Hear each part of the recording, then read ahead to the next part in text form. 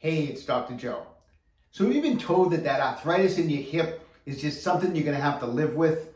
They keep telling you, don't use it too much, take it easy, keep taking these pain medications. Eventually, we're going to have to replace that hip. And then you start referring to that hip as your bad hip, which is one of the worst things you can do mentally, is start kind of designating that as your bad hip.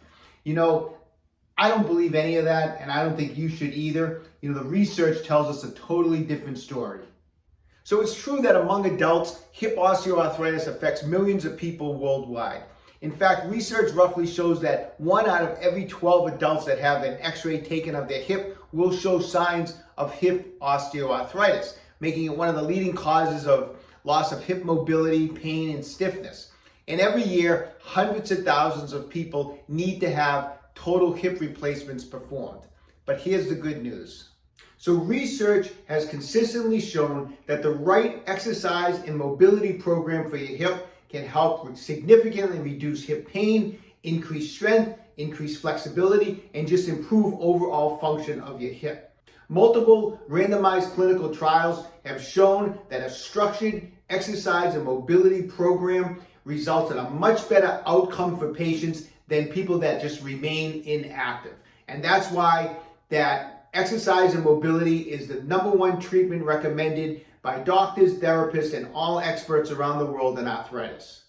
But the problem is a lot of times people are doing the wrong exercises. Or even worse, they're doing no exercise. They're remaining very, very inactive because of the fear that activity is going to make their bad hip get even worse. And you know what? That's the worst thing people can do, because now, not only are you going to be dealing with arthritis in the actual hip joint, but you're going to start dealing with soft tissue problems around the joint, because that inactivity is going to lead to a buildup of what we call fascial adhesion around the hip, or what we call commonly scar tissue.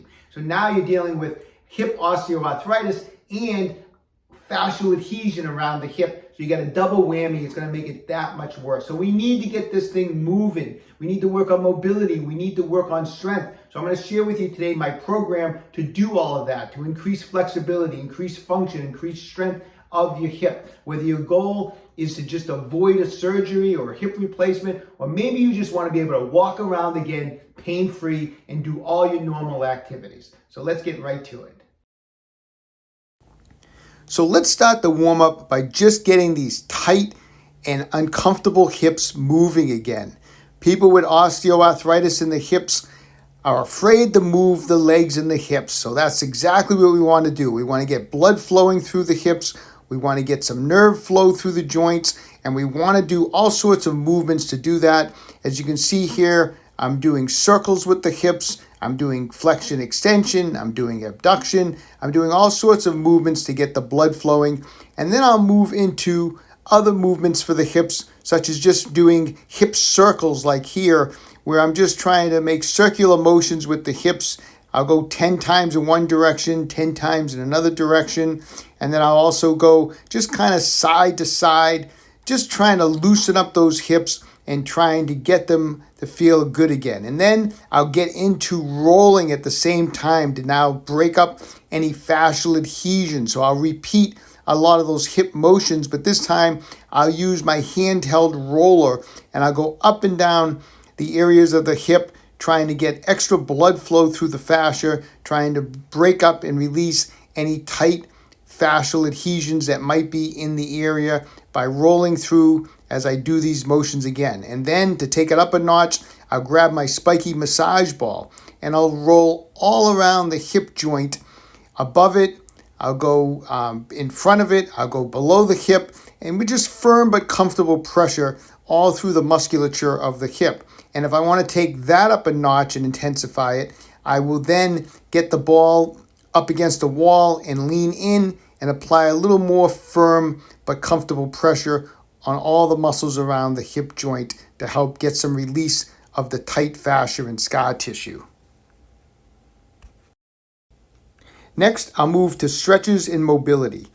I'll start with a 90-90, a very well-known movement to help hip mobility. The knees are at 90 degrees, and I'm just going back and forth between internal and external rotation. Then I'll do this hip stretch for external rotation, where not only am I stretching forward, but I'm also applying a little pressure down on my knee to help that external rotation. This next move is excellent for internal rotation. I'll turn the hips in, I'll sink the hips down, and then I'll open them back up. An excellent movement to help get some mobility back in those tight hips. Next up from there, we'll move on to a hip flexor stretch. So I'll get down on one knee. I'm keeping the torso up vertical to the floor. I'm leaning forward slightly to stretch out the hip flexor as I stretch my other hand to the ceiling. If I want to take it up a notch, I'll do the same movement, but this time I'll hook my back foot onto the bench, which actually intensifies this particular type of a stretch. Next, this is a great movement for hip mobility. It's kind of a contract, relax type of stretch. So I'll use a yoga block or something similar to kind of give my body some support. I'll slide my knees down to a comfortable stretch, and then I will pull up and do an isometric hold for 15 seconds. After the contraction, I'll slide down a little bit further, maybe another inch or two. And then again, I will do an isometric contraction for 15 seconds. And I'll do that 3 or 4 times till I get to a comfortable straddle position stretch on my knees, at which point I will drop my chest and shoulders down to the ground and push my hips back and hold this position for 30 seconds. From there, I'll actually turn this into a stretch for the lumbar spine, but at the same time, I'm leaving my legs out so that I'm getting a little bit of more of a stretch on the inner thigh muscles. And at which point I will finally pull my feet together and again, just kind of concentrate on the hip flexors and the lumbar spine. Next, this stretch is excellent. I'll cross one foot over the other and then stretch up and over on each side, holding for 30 seconds each way. Then I will move on to this hip stretch. It's also a great stretch for your back, but also for your hips, where I'll hold that knee in, I'll hug the knee, and I'll rotate back, and I'll hold each side for 30 seconds. Next, lie on your back with the knees bent at 90 degrees. Let the legs fall over to one side. Stretch those hips. You can even hold on to the knee with the other hand. Straighten the leg to intensify the stretch. And just hold that position for 30 seconds. Obviously, we're going to repeat this same stretch on the other side. Once again, this is a great stretch for your hips and your back. As I can see from different angles, I'm using my hand a lot of times to put a little pressure down on my knee to give a little added stretch to the hips. Straightening out the leg adds to this maneuver and actually helps intensify the stretch. Make sure you're doing both sides on this stretching movement. Next, this is a great stretch for the hips to loosen up those tight muscles on the inner thigh. I'll use a broomstick. I put it around my ankle. I lean my torso forward as I pull the broomstick off to the side. This stretching movement in a squat is also excellent. As you can see here, I'm using my elbows to keep my knees apart, and then I'm making little dipping type of motions with my torso. I'm using one arm pushing against the knee and the other arm pushing on the knee in the opposite direction. So just small little micro movements like this, adding to the stretch of the hips, is an excellent way to loosen up those tight and tender hips. Next up, low intensity plyometrics. I think all adults need to be doing this type of work as part of their weekly training. As you can see here, I'm just bouncing around side to side, up and down. I'll do some jumping jacks, all different types of motions. This is excellent for the fascia. I'm spinning around as I'm doing my jumping jacks. I'm just getting that elastic energy moving. The hips are moving. This is a great way to just revitalize the entire body, not just the hips. Small lunge movements are great. And as you get better at it, try to go a little deeper into the lunges. As you get a little stronger and a little more better at your balance, try to drop the back knee down lower to the ground, doing those type of lunge, type of plyometrics. Side to side type of motions is excellent.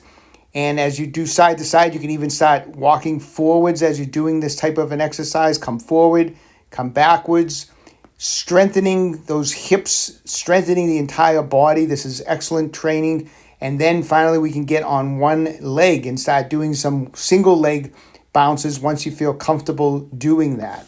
This is excellent for the body. All sorts of low intensity plyometrics.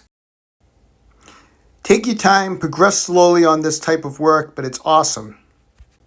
Next up, hip exercises.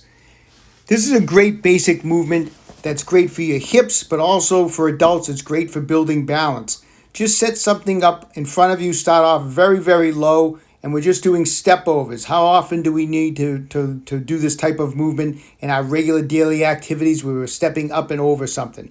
So I'll step up with each leg, then I'll step back with each leg, and just try to build up the height over time of what you're stepping over. Here you can see I'm going sideways over the area. First, I'll just start off by doing one leg at a time, and then eventually I'll do one leg, I'll come over with the second leg, and then I'll go back, and I'll just keep repeating. This is a great overall hip exercise, and like I said, balance exercise for all adults. Next, internal and external hip rotation exercises. These are muscles that we do not activate on a regular basis, and it's great to work them separately. As you can see here, I'm using a yoga block just as a pivot point. I'm internally rotating and then externally rotating when it becomes too easy. For the internal rotation, just put a resistance band around your ankles, and you can do the internal rotation using the resistance band. And then to work external rotation, just hook the band onto something solid, and you can just work one leg at a time to strengthen that group of muscles. Next, a horse stance is an excellent exercise to strengthen the entire lower body, especially your hips. Here I'm using a resistance band to go through different hip motions. Here I'm doing abduction movements with the leg. I have the resistance band hooked onto something low and solid beside me. You can do this initially by holding on to a chair or holding on to something solid, but eventually we want to do this where you're just balancing yourself without holding on. Here I'm doing flexion, working the hip flexors with the resistance band. You can also turn, and you can do hip extension with the exercise band. So we're just going all different motions. We're adding some resistance to help strengthen those hips, which are usually, if you have osteoarthritis and you're not active, they're usually weak. This is a great exercise. Stand up against a wall with a ball and make circular motions with the leg as you press the leg into the ball so that it doesn't fall to the ground. This is a little more advanced. We're going to do a modified hip airplane using a foam roller. You can see I have my knee braced against the foam roller. I'm going to rotate in this position, and then I'm going to rotate out. So this is a more advanced movement. And only do it when you feel that your hips have increased in strength and you feel comfortable doing it. To make it a little easier, you can bend that back leg. I know you can't see it, but my leg is out straight. So work on your hip mobility and strength 3 times a week. Try to build up slowly each week, each month with more movements and more repetitions. Questions about any of these exercises or mobility drills, please feel free to write in. I'd be more than happy to get back to everybody. Take control of your own health. Stay young, train hard.